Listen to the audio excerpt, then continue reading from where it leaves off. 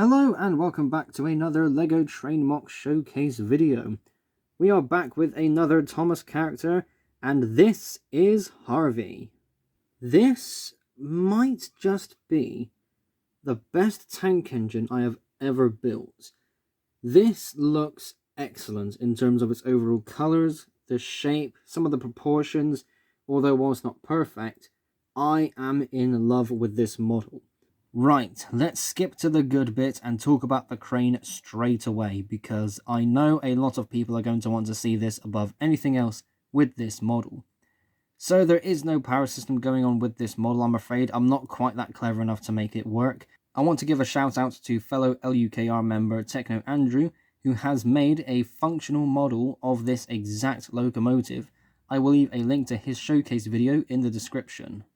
So the crane arm sits on a 2x2 turntable piece, and it can do a full 360-degree rotation. That is a good thing, because of course this means this is more maneuverable, more playable, and it is just a fun thing to be able to see this in any position I desire. So there is some functionality when it comes to the string and the hook, but it is all manually done.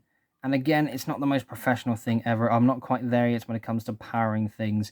Maybe one day I will learn that, but at the same time, I'm in no rush to do so. The fact that I have a functional crane arm to begin with is something I am just over the moon with. Now, that kind of sells the look in a way, because, you can definitely see it's the crane arm, but just a boring static hook would just not be the best thing ever. You can definitely tell what it will be straight away, so having that functionality is what makes this a much better model. Now, another obvious reason as to why I love this model so much is the red and yellow. You know me by this point. I love a model that is red with yellow lining, and this has a good amount of it, especially the wheels. Now, this was something that was quite fun to put together, because I haven't really painted wheels in a good while, and getting the rims lined in yellow just really does make it look so good. It's a nice, unique addition to a model that kind of makes it stand out just a little bit more.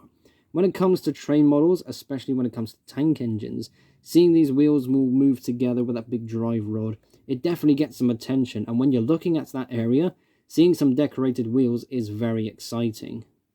On the front and the back of the locomotive are these big buffer beams, and the buffers themselves are supposed to be big wooden blocks. Ideally, I wanted to use some reddish brown, but due to a parts budget that I was on, I did not have them in brown, so dark grey was the next best thing. And of course, it is the same as it is on the back, with a free-moving magnet piece to connect to rolling stock. Putting the name on the side was an easy task. I have a sticker sheet that is full of letters and numbers, and I still have plenty of letters and numbers left over for models like this.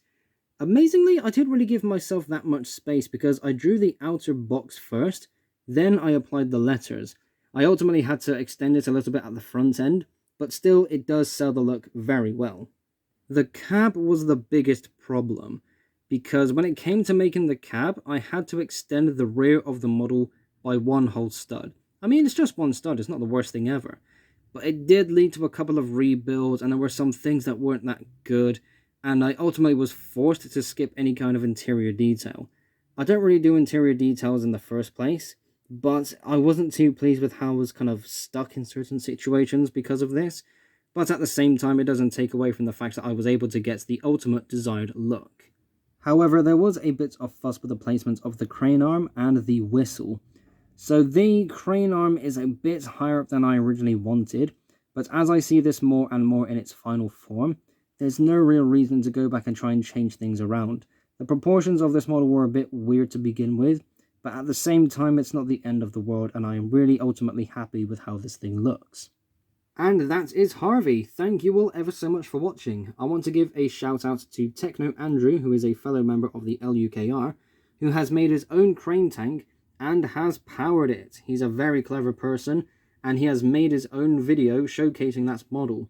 I strongly encourage you to watch that video, and I will leave a link to it in the description down below.